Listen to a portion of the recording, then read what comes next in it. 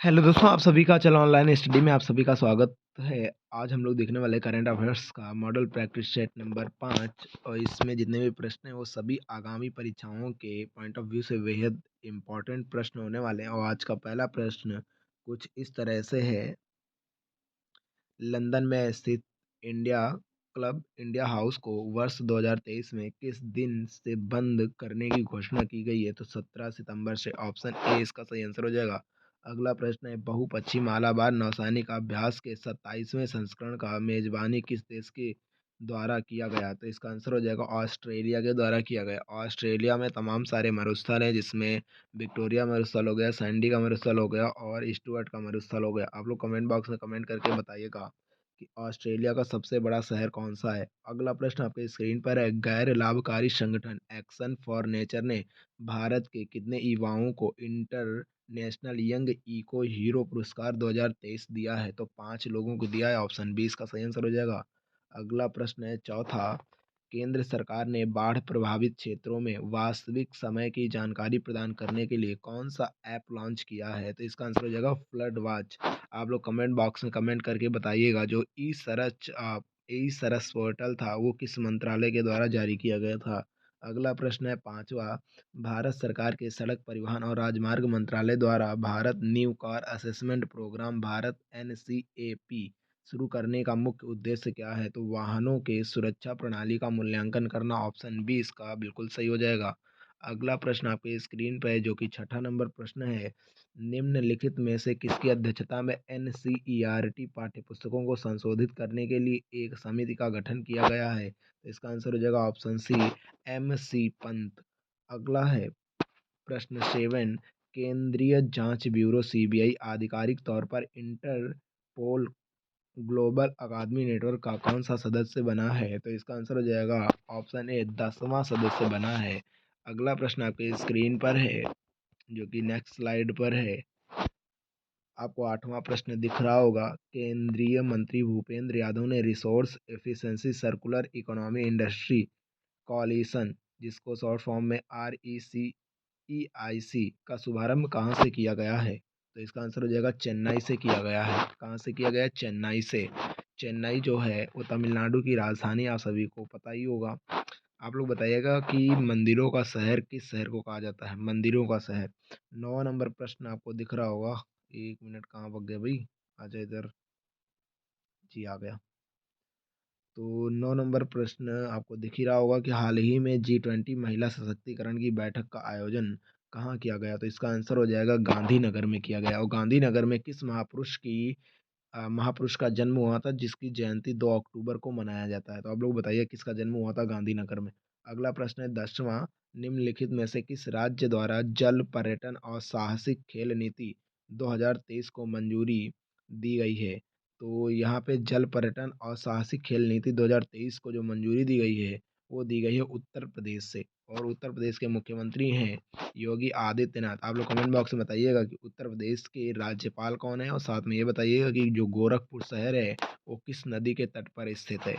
अगला प्रश्न है 11वां नंबर जो कि आपके सामने है। 11 नंबर प्रश्न कहता है कि निम्नलिखित में से किस राज्य केंद्र शासित प्रदेश का सर्वाधिक क्षेत्र वन आच्छादित है? तो ये प्रतिशत के मामले में देख लेना है तो प्रतिशत के मामले में इसका आंसर हो जाएगा मिजोरम। अगर ऐसे इसमें अगर मध्य प्रदेश होगा तो मध्य प्रदेश में क्षेत्रफल की दृष्टि में सबसे ज़्यादा है, तो मिजोरम इसका सही आंसर हो जाएगा क्योंकि परसेंटेज के मामले में मिजोरम में सबसे ज़्यादा वन है। 12वां प्रश्न आपकी स्क्रीन पर है, विश्व का सबसे पहला देश कौन सा है जिसने प्लास्टिक बैग पर प्रतिबंध लगा दिया है? तो प्लास्टिक बैग जो है वो जो पतली पन्नी वाले हैं उस पर बैन लगा दिया है न्यूजीलैंड। न्यूजीलैंड की क्रिकेट की टीम है, उसके कप्तान कौन है? आप लोग कमेंट बॉक्स में कमेंट करके ज़रूर बताइएगा। अगला प्रश्न आपके स्क्रीन पर है 13 नंबर, एशियाई पैरा गेम्स 2023 में एक ही संस्करण में 2 स्वर्ण पदक, ये देखो इंपॉर्टेंट है, 2 स्वर्ण पदक जीतने वाला पहला भारतीय कौन बना है? तो अंकुर धामा। इसका आंसर हो जाएगा अंकुर धामा। 14 नंबर प्रश्न आपके स्क्रीन पर है, हाल ही में वैश्विक कर चोरी रिपोर्ट 2024 किसके द्वारा जारी की गई है? तो ये वैश्विक कर चोरी रिपोर्ट है, जो टैक्स लोग चोरी कर लेते हैं इसको प्रकाशित करने का जो श्रेय है वो यूरोपीय संघ को जाता है। यूरोपीय संघ का गठन 1958 में किया गया था 1958 में किया गया था। इसका जो मुख्यालय है वो ब्रुसेल्स में है, और ब्रुसेल्स किसकी राजधानी है तो आप सभी को पता ही होगा, ब्रुसेल्स जो है वो बेल्जियम की राजधानी है। 15वां नंबर प्रश्न आपके सामने दिख रहा होगा कि भारत में सकल मूल्य वर्धित जीवीए के त्रैमासिक और वार्षिक अनुमान किस संस्था द्वारा किया जाता है, तो ये आपको बताना है। तो इसका आंसर क्या हो जाएगा, देख लेते हैं भाई आंसर इसका मिल जाओ। नेक्स्ट स्लाइड पे है, हाँ जी। तो ये ऑप्शन है दिख रहे हैं, तो इसमें आपको दिख रहा होगा बड़ा बड़ा सा लिखा हुआ है NSO।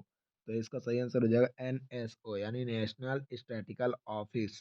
तो आप लोग कमेंट बॉक्स में कमेंट करके बताइएगा कि नेशनल स्टैटिकल ऑफिस को किन दो संस्थानों को मर्ज करके बनाया गया था, 2000 में ये बना था। तो कौन से दो संस्थान है जिनको मर्ज करके NSO बना था। 16 नंबर प्रश्न है, निम्न राज्यों में से कौन सा राज्य भारत में सर्वाधिक पवन ऊर्जा का उत्पादक है, तो सर्वाधिक पवन ऊर्जा का जो उत्पादक है वो गुजरात है, ऑप्शन बी इसका सही हो जाएगा।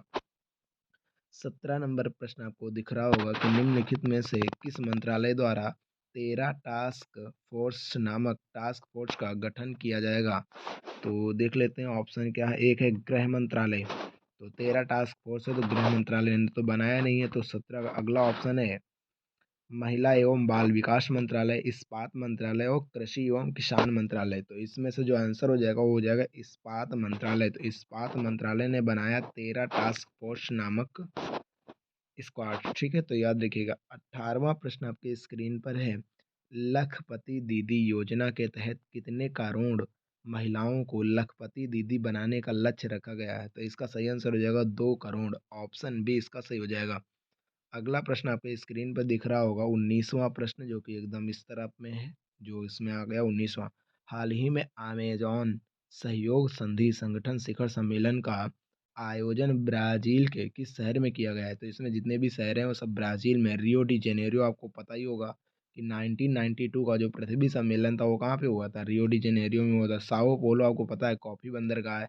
ब्राज़ीलिया पता है ब्राज़ील की राजधानी, और ये जो कि अमेज़न सहयोग संधि का संगठन का जो शिविर है, जो शिखर सम्मेलन है वो कहाँ पे हुआ है, तो आपको बता दें बेलेम शहर में। किस शहर में, बेलेम। तो ऑप्शन डी इसका सही हो जाएगा। तो अगर आप सभी को वीडियो पसंद आया हो, अगर अच्छे से समझ में आया हो कि इस प्रश्नों का आंसर क्या है, तो प्लीज़ आप वीडियो को लाइक कीजिएगा और ज़्यादा से ज़्यादा शेयर करने का प्रयास कीजिएगा।